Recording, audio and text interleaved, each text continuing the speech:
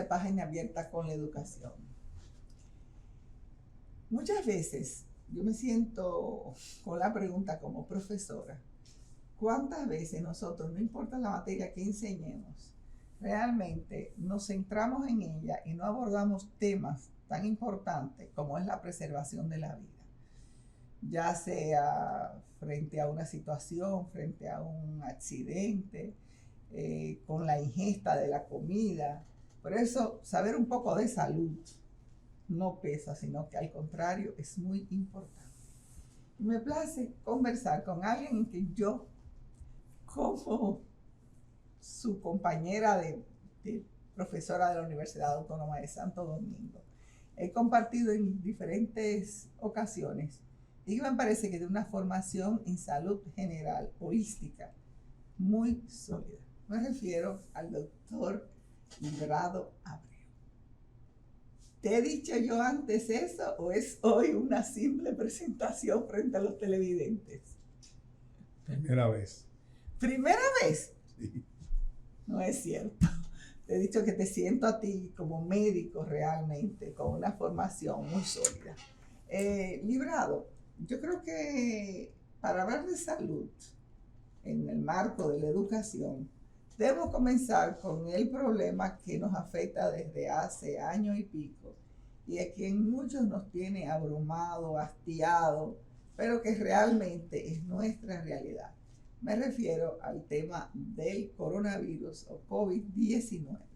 ¿Tú puedes más o menos presentarlo? Alguien podría decir llover sobre mojado, pero presentarlo de manera, tú como médico, que las personas que no lo somos lo entendamos un poco más. Bien, es difícil decir cosas nuevas del COVID y por otro lado tiene tantos secretos que sí es posible decir cosas nuevas. Me refiero a que con la aparición y la realización de las vacunas se abrió una esperanza ante esta pandemia, pero no es nada nuevo, como ha sucedido en otras veces. En el 1918 pues dio la gripe española y en ese momento pues murieron hasta millones de personas, pero se tenía una incertidumbre muy parecida a la que hoy en día se tiene. Sin embargo, la aparición de diversos tipos de vacuna, pues que no es realmente una vacuna, pero se le llama así porque esta actúa sobre el RNA mensajero, es decir, en la célula, es decir que no se comporta como las demás vacunas. ¿Tú puedes explicar esa diferencia? Porque eso todos lo hemos oído. Son vacunas, pero no son vacunas. ¿Qué es el RNA mensajero? ¿Y por qué las otras vacunas? Porque de acuerdo a lo que yo tenía entendido, la vacuna era inocular un poco de la enfermedad, de manera tal que como la cantidad que te inoculaban no era suficiente como el contacto con la enfermedad misma, tu cuerpo reaccionaba y al reaccionar producía los anticuerpos que te hacían que tú adquirieras una cierta inmunidad. Podía ser que fuera una inmunidad total o una inmunidad parcial, como es lo que está aconteciendo ahora, que realmente te puedes volver a reinfectar, pero no con la gravedad que se reinfectan o que se infectan las personas que no han sido vacunadas. Explica esa diferencia. Bien, lo primero es que exhortamos a todo el mundo a que se ponga la vacuna, porque es lo único que realmente podemos hacer, aparte del distanciamiento y el uso de la mascarilla. La aplicación de la vacuna permite crear, como usted bien dijo, un sistema de defensa, una producción de anticuerpos que nos defiende en contra de la enfermedad. La inmunidad que se consigue con la vacuna no es 100%, pero se considera que hacia unos 50 días aproximadamente se tiene una cantidad de anticuerpos suficiente para defendernos de la enfermedad, que al no protegernos 100%, si nos da la enfermedad, como hemos visto en algunos casos, esta suele ser de corte benigno, porque esto permite que los anticuerpos entonces actúen en contra del microbio y no lo dejen llevar la enfermedad hacia la producción de trastornos a nivel pulmonar, trastornos, sí, los síntomas son atenuados y no llegan a la gravedad de producir una neumonía o de producir una coagulación intravascular en la sangre, en fin, que evitan que el paciente caiga en gravedad, caiga en la unidad de cuidado intensivo, caiga en la intubación y por tanto pueda caer en la muerte. No hemos visto hasta ahora ningún paciente que ha sido vacunado que se haya muerto. Que se haya vacunado las 2 veces y que haya transcurrido el tiempo. Porque desconozco, pero podría ser que una persona con una sola vacuna y que haya contraído la enfermedad muy recientemente, haberse puesto esa vacuna, pues todavía no haya desarrollado los anticuerpos. ¿Pero qué es el RNA mensajero? El RNA mensajero, o sea, se tiene en la célula. RNA viene de ácido ribonucleico. Sí, ácido ribonucleico. Es un asunto propio de la ingeniería genética que está todavía muy en desarrollo. Pero se tiene el DNA, que es el que estudia la inmunidad, y se tiene el RNA en la célula. A nivel donde el virus actúa es metiéndose dentro del RNA mensajero de la célula, y ahí es que produce el lío, ahí es que produce el problema que lleva al paciente hacia un trastorno de corte inmunológico, el cual ya tenía previamente, pero esto le aumenta el problema y entonces es cuestión de actuar rápidamente tratando de subir la inmunidad del paciente para que no llegue a ser la complicación. ¿Por qué hay grupos religiosos que se han expresado en contra de la vacunación, cuando realmente la vacunación no es algo nuevo? O sea, todos los que hemos sobrevivido, o sea, si yo hago una retrospectiva de mi niñez, recuerdo las vacunas del polio, de la poliomielitis, recuerdo, o sea, yo misma me he vacunado del tétano varias veces, cada X tiempo me he vacunado de otras cosas, me vacuno anualmente de otras enfermedades. Entonces, ¿por qué realmente se ha creado esta histeria colectiva? Yo te voy a decir algo, alguien que supuestamente me quiere mucho a mí, me escribe, todos los que se vacunaron van a morir dentro de 2 años. Y entonces yo le dije, moriré orgullosa de haber hecho lo que entendí que era más positivo para mí, para mi familia, para el país y para el planeta. Muy bien dicho. Eso fue lo único que se me ocurrió decirle. Realmente estamos vivos gracias a las vacunas. Es decir, o por lo menos tenemos una sobrevivencia. Sí. En el caso de tú y yo, que somos no tan jóvenes. Porque la gente joven a lo mejor sin vacuna gracias a las vacunas se ha prolongado la vida de las personas, es lo que quería decir. Y vacunas como la antipolio, la triple, en contra de la difteria, la toferina. Pero lo vimos ahora, señores, hubo un pequeño error y algunas personas no llevaron a sus hijos a vacunar por el miedo a ir a los hospitales. Y mira cómo una enfermedad que creíamos prácticamente desaparecida como la difteria produjo varias víctimas, varios niños. Eso hace años que en República Dominicana no pasaba. Y eso fue precisamente por un pequeño error en el uso de las vacunas.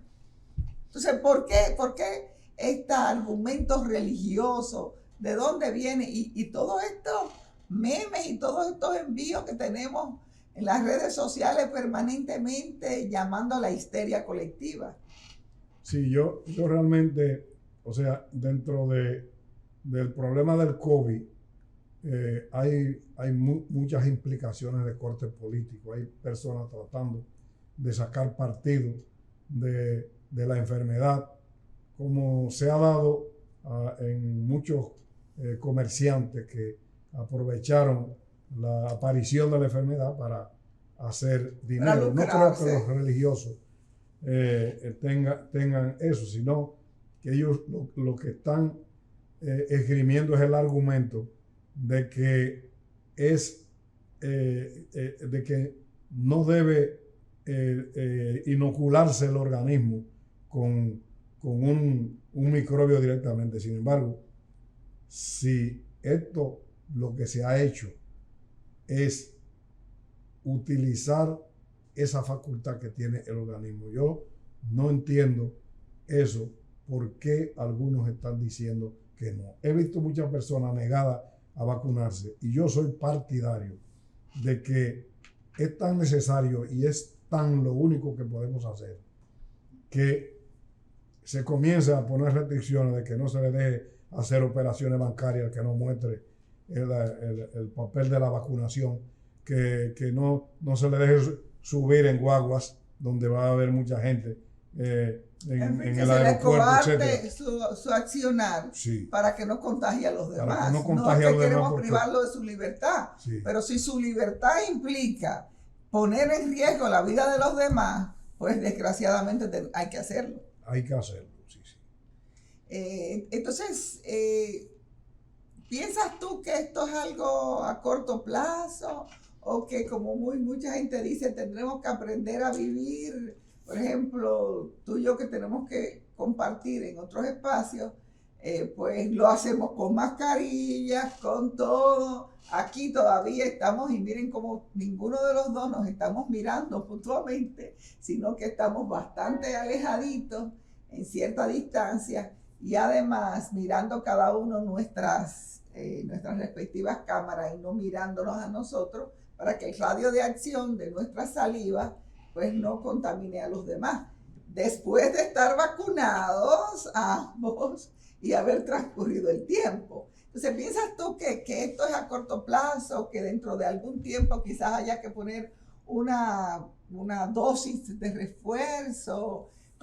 ¿Cómo vislumbras tú el futuro a corto, mediano y largo plazo del COVID? A largo plazo yo sé que no hay nada que decir porque no se sabe. Bueno, yo creo que el COVID llegó para quedarse. Para mí pasará a ser algo así como la influenza y habrá que hacer vacunaciones periódicas para aumentar la defensa en contra del microbio. No queda más remedio que disminuir al mínimo la cantidad de personas que puedan enfermarse de COVID, del COVID-19, y entonces abrir ya todos los espacios para que se produzca aún con mayor intensidad la llamada inmunidad de rebaño, que es cuando el microbio comienza a expandirse por todos lados y lo tenemos dentro, pero sin ningún tipo de síntoma. O sea, eso es lo que esa era una de las preguntas que tenía. ¿Qué es realmente la inmunidad de rebaño? Sí. La inmunidad de rebaño se logra cuando el paciente, que puede ser un portador sano asintomático, es decir, entiéndase que no tiene ningún síntoma de COVID, transmite el microbio, pero llega a las personas que ya o están vacunadas o han creado un suficiente grado de inmunidad, y entonces le llega, pero no lo suficiente como para producirle enfermedad, sino lo suficiente para aumentar sus defensas. O sea que cuando eso se extiende hacia la mayor parte de la población, es lo que se le llama inmunidad de rebaño. O sea que de una manera u otra la inmunidad de rebaño se logra cuando la mayoría de la población ha sido expuesta a la enfermedad, pero tiene los anticuerpos y en consecuencia se comporta como portadores sanos, digamos algo así. Es correcto, se comporta como portador sano y entonces se extiende, como pasa con la influenza. La influenza es una enfermedad que hace brotes de aparición. La gente se vacuna y en Estados Unidos se vacuna sistemáticamente cada año en contra de la influenza y no pasa más de ahí. Algunos con trastornos inmunológicos se enfermarán gravemente y harán una neumonía, pero eso siempre ha existido. Normalmente se considera que el que tiene trastorno inmunológico, especialmente las personas que pasan de los 60 a 65 años, presentan trastorno inmunológico y hacen un proceso neumónico con mucho más facilidad que otro que es joven o que tiene un grado inmunológico alto. ¿Por qué una persona puede tener un grado inmunológico alto y bajo? ¿Qué son factores genéticos que se predeterminan y que tú eres ajeno? ¿O tú realmente lo vas creando en la medida en que tu interacción con la vida, tu forma de vida, tus hábitos, cómo se construye un sistema inmunológico fuerte en una persona? Bien, desde que uno nace, existe lo que se llama la inmunidad natural. Es decir, uno nace, que se lo aportó la madre y el padre con una cantidad de defensa, de anticuerpos en contra de determinadas enfermedades. O sea, que los anticuerpos que tenemos los padres, de una manera u otra se los transmitimos a nuestros hijos. Sí, cómo no. Se le transmite a los hijos, y de ahí que el niño que nace, por ejemplo, con un trastorno inmunológico, por lo que sea, generalmente no llega ni a los 5 ni a los 7 años de edad. Muere antes, porque la inmunidad es todo. Ahora se está comprobando que la inmunidad actúa absolutamente en todo, hasta en la producción o desaparición de los cánceres. En segundo lugar, tenemos que la inmunidad adquirida es la que se adquiere por la puesta en contacto con un microbio o sus productos. Quiere decir que este es el fundamento realmente de las vacunas. Cuando uno tiene una enfermedad, digamos, infecciosa, produce anticuerpos y entonces lo que se llama inmunidad adquirida, y eso defiende a uno frente a esa enfermedad y frente a otras que puedan aparecer. Entonces, para terminar este segmento, se entiende que es positivo aquella teoría que tenían nuestros padres de déjalo que coja algo del piso, que se caiga, que juegue, que coma tierra, y no esa gueto en que tenemos a los niños ahora, en que no pueden tener ningún contacto con nada, sino con una protección excesiva. ¿Es justificada la teoría de nuestros padres o no? ¿O deberíamos ser como son algunos padres de ahora, que tenemos a nuestros niños encerrados y no queremos que tengan ningún contacto con los demás? No se le debe tener encerrado, hay que buscar que tenga contacto con los demás, porque eso le refuerza su inmunidad. Es decir, al tener contacto con sus compañeritos en la escuela, esos compañeritos le transmiten microbios que entonces se convierten como en una especie de vacuna frente al niño. Por tanto, el tenerlo herméticamente cerrado, como si fuera una cápsula, no es recomendable, aunque sí, siempre hay que darle cuidado a los niños. O sea que de una manera u otra, ya con esto cierro este segmento, pues una de las razones por las cuales tenemos que tratar de que inmunidad rebaño vuelva y que nuestros niños vuelvan a las escuelas, es que no solamente van a aprender la socialización, es que no solamente van a aprender más, porque en contacto y la clase y los afectos, sino también como una manera de lograr su inmunidad. Es correcto. Es correcto. Bueno, señores, este es el doctor Librado Abreu, médico cirujano. Y vamos a hablar con él diferentes tópicos sobre salud que usted, yo y todos debemos conocer como parte de nuestra educación ciudadana.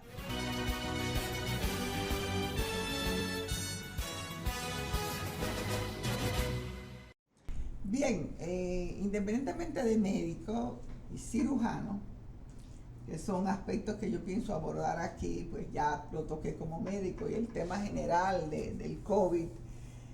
El doctor Abreu es profesor de la Universidad Autónoma de Santo Domingo. En la actualidad, profesor retirado, pero el que es guasdiano sabe que uno nunca deja de ser guasdiano, nunca deja de sentirse parte. Y en ese tenor ha sido parte del sindicato de profesores de FAPROUAS y hoy es parte de la Asociación de Profesores Retirados y Jubilados de la UAS. O sea, que vive la UAS. Por eso yo quiero que él me diga, pues, su opinión, cómo el ser guasdiano ha afectado su vida. A mí me ha marcado que yo soy yo y parte de la UAS. ¿Y a ti? Sí, yo siempre digo que después que yo regresé al país, me quedé en nuestro país y lo agradezco gracias a la UAS, porque si no, hace mucho tiempo que me hubiese ido, debido a que la UAS es como una especie de protección que uno tiene en contra de esa permanente golpeo a los médicos que hacen, por ejemplo, los seguros, ese trabajar en condiciones infrahumanas en salud pública. Todas esas cosas las he vivido yo. Sin embargo, en la UAS he encontrado el remanso de paz que no he podido tener en salud pública, por ejemplo, donde también he trabajado durante 40 años. Sin embargo, tú hablas de la UAS como un remanso de paz, pero todos sabemos que la UAS, pues, está constituida. La UAS es un nombre, Universidad Autónoma de Santo Domingo, pero la UAS está constituida por personas, profesores, empleados, estudiantes, autoridades, y como personas que somos, no escapamos a lo que se vive en el país mismo. Entonces, ¿cómo sientes tú que la UAS, por ejemplo, yo voy a decir algo, a mí me llenó de satisfacción la noticia que leí muy recientemente, de que la universidad había asumido la vacunación en las cárceles dominicanas. O sea, que las cárceles, que todos sabemos que hay campañas, que los hospitales que están en tal y cual centro. Sin embargo, nada habíamos oído sobre ir a las cárceles y vacunar al personal pues allí detenido y, ¿por qué no?, a los que están pues brindándoles servicios de guardia, de comida. O sea, hay todo un mundo de servicios que gira en torno a las cárceles. Entonces, eso me llena de satisfacción, ¿no? Sin embargo, todos sabemos que la UAS pues está constituida por dominicanos, por personas, por todo lo que, por ambiciones, por deseo de llegar a posiciones. Entonces, ¿cómo tú combinas esa satisfacción que te brinda la UAS y a su vez esa decepción? Porque el contacto con las personas, todos sabemos que nos trae pues sentimientos encontrados. Bien, yo tuve la fortuna de perteneciendo a la UAS, mis cátedras estuvieron concentradas en el Hospital Francisco Moscoso Puello todo el tiempo, y eso me permitía el ir poco a la UAS, porque incluso las notas de los estudiantes que rotaban por allá, donde fuimos también coordinador de cátedra en 3 ocasiones del internado en cirugía de la UAS, enviamos la nota con una secretaria y íbamos poco a la universidad. La sede. Me hizo a la sede central. Eso me hizo a mí el tener quizás una idea de no darme cuenta de las intimidades que se producían, que se cocinaban en la Universidad Autónoma de Santo Domingo. Cuando yo pude, a través de mi incursión en FAPRO-UAS y en APRE-UAS en 2 ocasiones, que ahora soy actualmente encargado de ARS-UAS, me doy cuenta de que en la Universidad Autónoma de Santo Domingo existen islas de poder, y que la Universidad Autónoma de Santo Domingo es realmente un espejo de lo que pasa afuera en República Dominicana. Se manifiesta también en la UAS. Por ejemplo, ¿piensas tú, y escúchame que yo sé que tú vas a seguir hablando del tema, pero piensas tú que alguna instancia que esté compuesta por un número tan importante de personas, estamos hablando de 200.000 estudiantes, estamos hablando de unos 5.000 profesores, estamos hablando de unos 5.000 empleados, estamos hablando de personas que suplen de servicios a esto, cada vez menos por el asunto de la virtualidad, pero hay todo un mundo hasta de servicios, de alimentación, de servicios estudiantiles, fotocopias, no sé qué, que gira en torno a esa población tan grande. ¿Piensas tú que podría ser posible un conglomerado tan grande escapar de las cosas que atañen a la sociedad misma?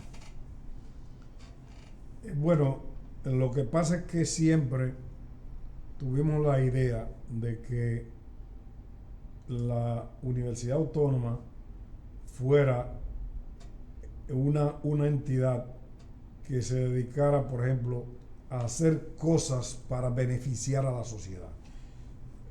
Lo primero que puedo decir en el momento actual, y todas estas cosas se han ido dañando en la universidad.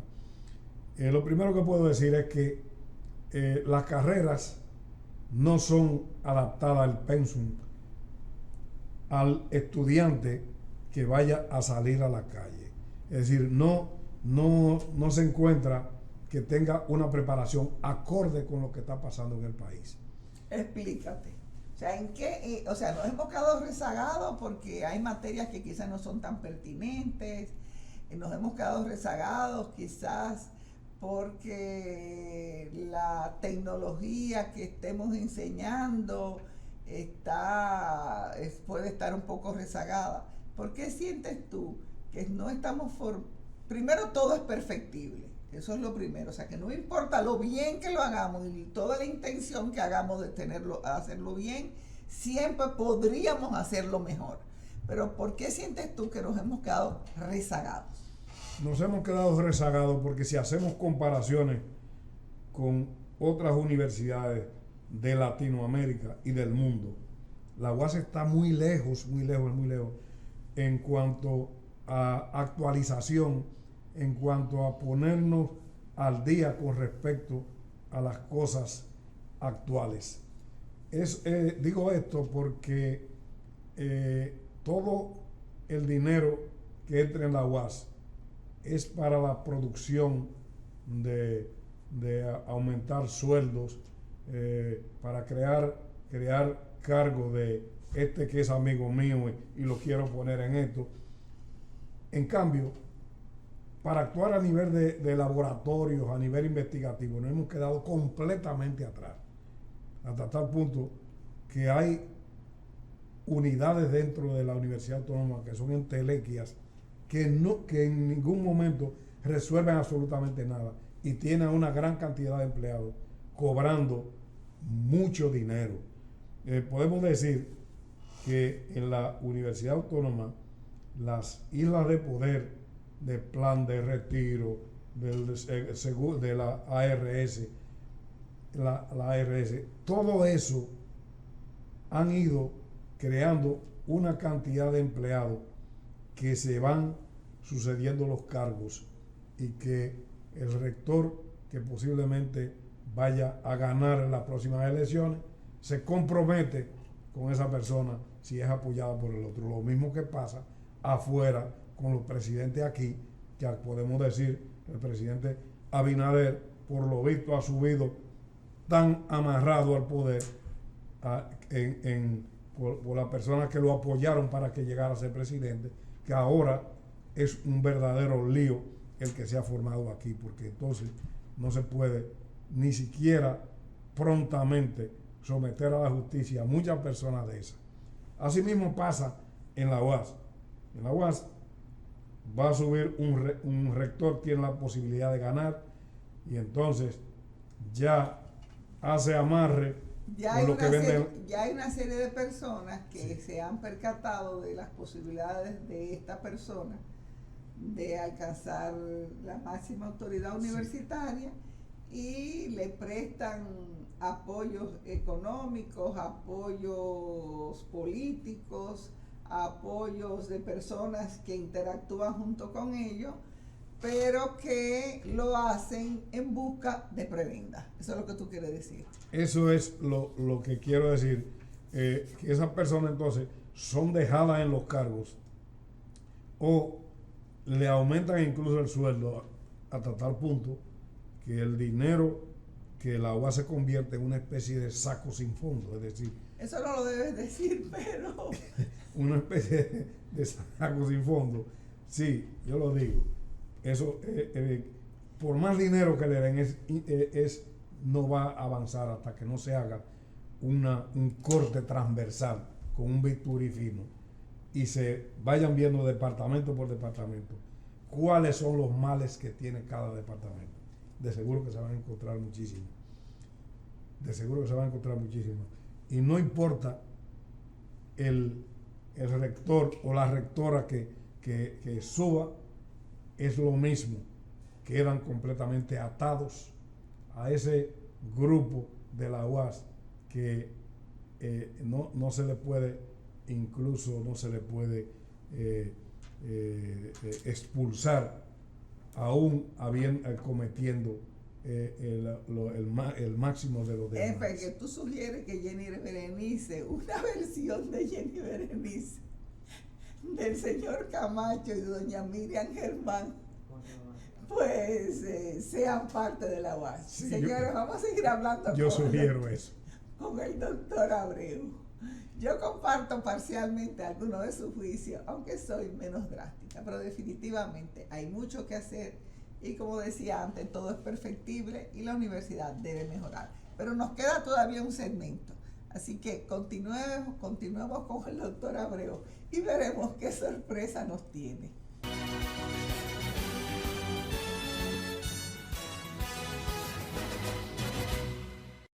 Bien, el doctor Abreu, que es médico cirujano, y que yo lo quería entrar por el tema de la cirugía, pero lo voy a decir, realmente es que en la cirugía plástica hay mayores niveles de riesgo, porque parecería extraño, pero es más común encontrar casos de decesos por cirugías que uno entendería que son menores, como liposucción, abdominoplastía, levantamiento de pechos, o sea, en fin. O es que hay personas que cuando quieren hacerse una, su deseo de ser hermosas las lleva a hacerse varias a la vez. ¿Por qué hay tantos niveles de deceso y de muerte en personas jóvenes en operaciones que al ser no personas enfermas, pues se entendería que no debería suceder? Bien, yo conozco bastante de este tema porque primero, cuando la cirugía no había tantas especializaciones, yo realizaba también abdominoplastia, mamoplastia y todas esas cosas. Dejamos de hacerla posteriormente cuando se comenzaron a individualizar las especialidades, y entonces preferimos dejárselo a los expertos. No meternos en eso, sobre todo para evitar asuntos de demandas y cosas por el estilo que se ven muy frecuentemente. Yo creo que una de las causas de que haya deceso en cirugía plástica, mucho deceso, es que las pacientes quieren que le hagan muchas cosas. Aquí, en este país, hasta las personas más humildes, las mujeres más humildes, quieren hacerse cirugía plástica y ponerse bellas. Es decir, han esquematizado el asunto de J-Lo, Salma Hayek, de Shakira, y han creído que ellas pueden asumir ese tipo de figura. Sin embargo, yo personalmente creo, y he estado en procesos importantes, por ejemplo, la periodista Isabel Vargas, cuando murió, yo estuve incluso en su autopsia con el doctor Sarita, y sabemos bien lo que pasó allí. No cabe ninguna duda de que el hacer muchas intervenciones a la vez es uno de los factores. Porque hay más tiempo, ¿no? ¿Verdad? Pero no solamente por eso, sino que el organismo, cuando es operado en un sitio, tiene que hacer uso de lo que se llama homeostasis, que es adaptarse a ese sitio que fue operado.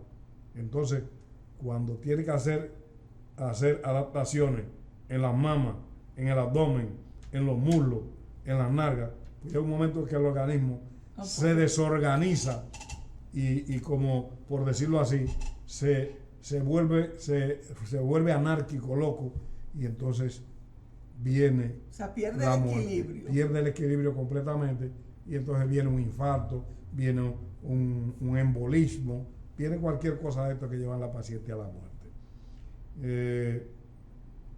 O sea, se produce una desestabilización del cuerpo en su conjunto. Sí. O sea, que lo que se recomendaría, ¿por qué la gente se quiere hacer mucho? Porque entiende que eso le saldría más barato, porque, por ejemplo, usted se quiere hacer esta parte del cuerpo, que sería lo que le llamamos la papada, pues hasta la papada. Luego los brazos, pero tú ves que se hicieron la papada, los brazos, los pechos, hasta la espalda. Hasta la espalda.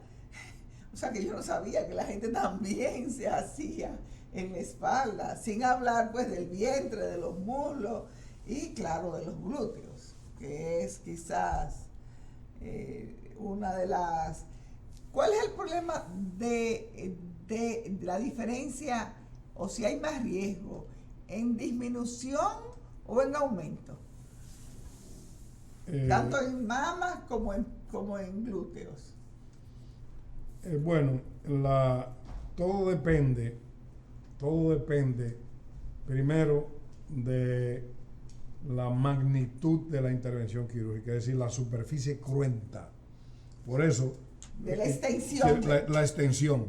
Por eso es más fácil en una cirugía abierta completamente infectarse y terminar haciendo una septicemia, que en una cirugía prácticamente cerrada. Es decir, ¿Cuál es la diferencia entre una cirugía abierta y una cirugía cerrada? Bueno, la cirugía abierta es la que se hace una incisión grande para penetrar, y la otra es la que a través de un tubo uno entonces hace toda la intervención. Una laparoscopía es la cerrada. Como una laparoscopía es la cerrada, por vía laparoscópica. Y puede hacerse una cirugía plástica con laparoscopía. Bueno, se están haciendo tantas cosas que hasta eso de de reducción del tamaño del estómago para que el paciente pierda masivamente peso se hace es por vía laparoscópica. Y eso le saca un pedazo de estómago así. Por tanto, ya... Y hay menos riesgo, entonces vamos a hablar. La laparoscopía es menos riesgosa que la cirugía abierta. En un sentido sí. ¿En qué sentido? En el sentido de que abierto uno ve completamente bien claro lo que está haciendo y laparoscópicamente puede no verlo tan claramente. Entonces eso sería una desventaja. ¿Y cuál sería la ventaja? La ventaja, bueno, si uno hace una vesícula, por ejemplo, por vía laparoscópica, el paciente se puede hacer en la mañana y el paciente en la tarde puede irse para su casa. Es decir, laboralmente el paciente no hay que darle todos esos días que se le debían dar. Pero independientemente del reposo, desde el punto de vista de la certitud de la operación, ¿es tan certera la laparoscopía que la cirugía abierta? Bueno, depende del tipo de cirugía. Si es, por ejemplo, una obstrucción intestinal lo que uno está operando, pues mucho mejor abierta que cerrada. Si es una vesícula simple y pura, mucho mejor laparoscópicamente, porque en estos aparatos nuevos que se ve 20 veces mejor que el mismo ojo humano, pues entonces es cuestión de entrar ahí y quitar la vesícula y en 15 minutos. ¿Y esos aparatos nuevos son con láser o cómo? Puede incluirse el láser, pero lo que se hace pues, en la vesícula es después que uno pone los clips en el conducto cístico y en la arteria cística, pues ya está en condiciones de despegar la vesícula, entonces la despega. ¿Y esos clips se pueden poner laparoscópicamente? Laparoscópicamente. Sin hacer laparoscópicamente, sí.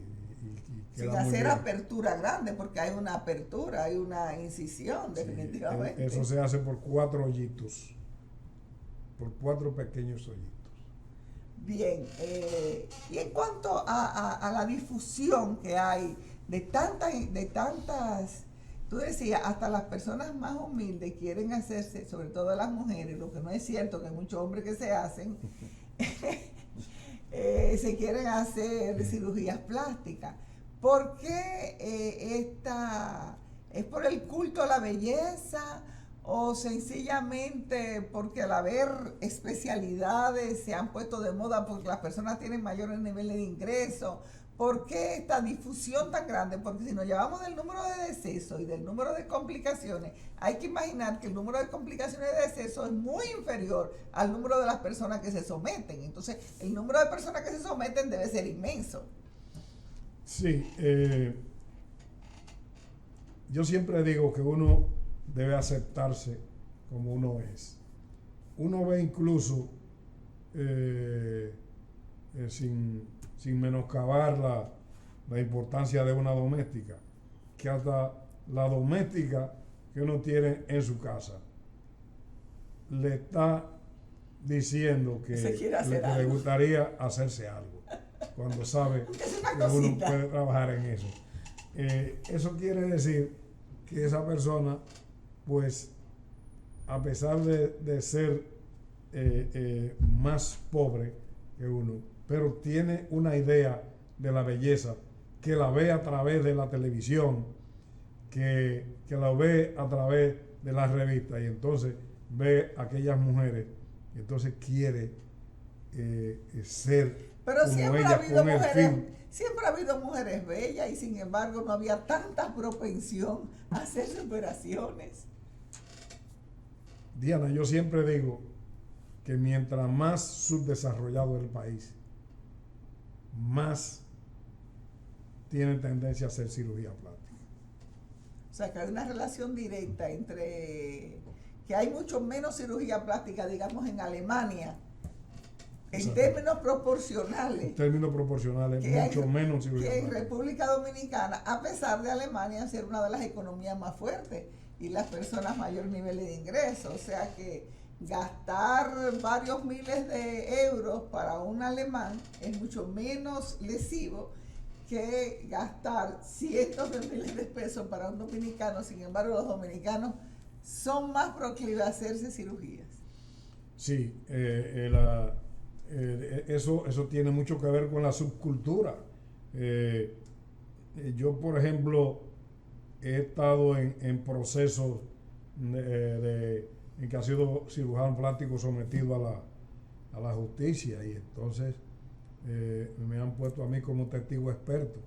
Bueno, pues allí lo que se ve es una tendencia. Por ejemplo, estuve en el caso, como le digo, de Isabel Vargas. Es muy recordado esto porque fue de las primeras personas que murió por un exceso de cirugía plástica. Es decir, cuenta su sobrina, que era estudiante de medicina, y estaba dentro de esas operaciones, que sacaban la grasa por cubetas. Y recuerdo que yo hablé con ella el día anterior a la cirugía. Dijo, no te hagas tantas cosas a la vez. Ella se lo dijo al cirujano plástico, y entonces él le dijo, no te preocupes, mamita, que yo te voy a hacer lo que se pueda. Pues se fue entusiasmando, y no tomaron en cuenta que ella tuvo un preinfarto hacía 6 meses. Y en cirugía, cuando uno ha sido sometido a una intervención 6 meses antes, no debe meterse en una cirugía mayor. Bueno, eso señores, dicen los libros. Vamos a terminar como dicen los libros. Esto llegó a su fin. Gracias. Hablar con el doctor Abreu no solamente es de medicina, a él le interesan otros temas. Por lo tanto, quizás alguna vez lo tengamos de nuevo por aquí para hablar de temas sociales y de temas, ¿por qué no?, de escrito, porque también le gusta el tema de expresarse mediante cuentos, narraciones, anécdotas, pero eso será en otra ocasión, porque este programa llegó a su fin. Gracias, doctor Abreu, y será pues hasta otro programa de Página Abierta con la Educación. Gracias por su sintonía.